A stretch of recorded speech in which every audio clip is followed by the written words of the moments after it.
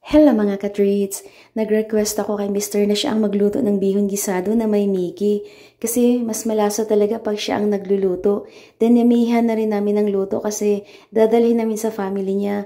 Bibisitahin namin ang mama niya na kasalukuyang nagpapagaling kasi sumasakit ang paa.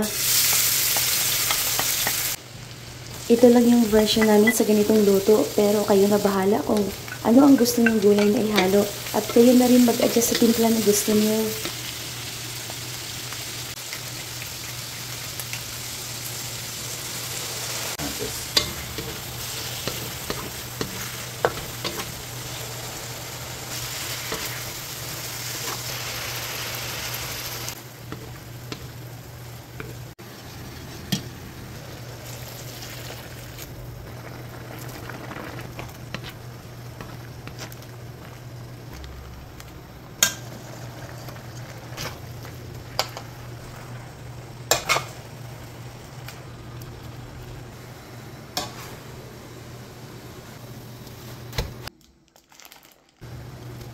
Kaya ayoko talaga magluto ng maramihan kasi ang hirap tansyahin ng timpla.